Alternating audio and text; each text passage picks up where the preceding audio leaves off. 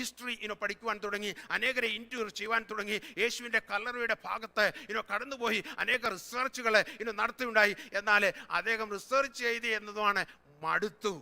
ഒടുവിൽ എന്തുവാണ് അദ്ദേഹം പറഞ്ഞാണ്, അദ്ദേഹത്തിൻ്റെ റിസർച്ചിൻ്റെ സ്കിൽസ് മുഴുവൻ ഉപയോഗിച്ച് ഹല്ലേലൂയ യേശു എന്തുവാണ് ഉയർത്തെഴുന്നേറ്റിട്ടില്ല എന്ന് പച്ചക്കള്ളമാണ് എന്ന് തെളിയിക്കുവാൻ എന്തുവാണ് പരിശ്രമിച്ചതായ മനുഷ്യൻ എന്തുവാണ് ഒടുവിൽ എന്തുവാണ് പരാജയപ്പെട്ടു.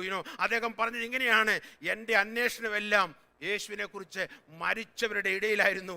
യേശുവിനെ ഞാൻ അന്വേഷിച്ചത് അവന് മരിച്ചവരുടെ ഇടയിൽ കാണുകയില്ല, അവൻ ജീവനുള്ളവരുടെ ഇടയിൽ അവനെ അന്വേഷിക്കണമെന്ന് അദ്ദേഹം വിളിച്ചു പറഞ്ഞു. അതുമാത്രമല്ല, തൻ്റെ ഹൃദയം കർത്താവിന് വേണ്ടി കൊടുക്കാനിടയായി തീർന്നു. Hallelujah hallelujah. നമ്മുടെ യേശു കർത്താവ് ഹല്ലേലൂയ ഉയർത്തെഴുന്നേറ്റു. അതുകൊണ്ടാണ് പൗലോസ് പറഞ്ഞത്, I may know him and the power of his resurrection. അവരെയും അവൻ്റെ എന്തുവാണ് കഷ്ടാനുഭവങ്ങളെയും ഒന്ന് രുചിച്ചറിയുവാനായിട്ട് ആഗ്രഹിക്കുന്നതായ പൗലോസിനെ നമുക്ക് കാണുവാനായിട്ട് സാധിക്കുന്നുണ്ട്. 1 കൊരിന്ത്യർ ലേഖനം 15-ാം അധ്യായം വായിക്കുമ്പോൾ അവിടെ ഹല്ലേലൂയ നമുക്ക് കാണാൻ സാധിക്കുന്നത്, പൗലോസ് കൊരിന്തിലുള്ളതായ വിശ്വാസികളോട് പറഞ്ഞു, യേശു ഉയർത്തെഴുന്നേറ്റിട്ടില്ല എങ്കിൽ നിങ്ങളുടെ വിശ്വാസം എന്താണ് വൃഥാവായി പോയി. നിങ്ങളുടെ വിശ്വാസം മാത്രമല്ല വൃഥാവായി പോകുന്നത്, ഞങ്ങളുടെ പ്രസംഗവും വൃഥാവായി പോയി എന്ന് പൗലോസ് പറഞ്ഞു. എന്നാൽ വൃഥാവായി പോയിട്ടില്ല, നമ്മുടെ യേശു കർത്താവ് ഉയർത്തെഴുന്നേറ്റു. കരങ്ങളിൽ നമ്മുടെ കർത്താവിന് മഹത്വം കൊടുത്താട്ടെ, സ്തോത്രം ചെയ്യാട്ടെ. ഹല്ലേലൂയ.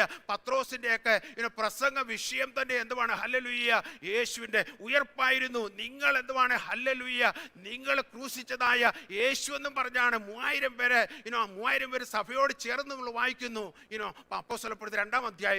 എന്നാൽ അവിടെ എന്തുവാണ് ആ പ്രസംഗം ചെയ്യേണ്ട മുഖവുര അല്ലെങ്കിൽ അതിൻ്റെ ഇൻട്രൊഡക്ഷൻ എന്തുവാണ്? നിങ്ങൾ ക്രൂശിച്ചതായ ഈ യേശുവിനെയാണ് ഞങ്ങൾ ഉയർത്തുന്നെന്നും പറഞ്ഞായിരുന്നു പത്രോസ് പ്രസംഗിച്ചതെന്ന് നമുക്ക് കാണുവാനായിട്ട് സാധിക്കുന്നു.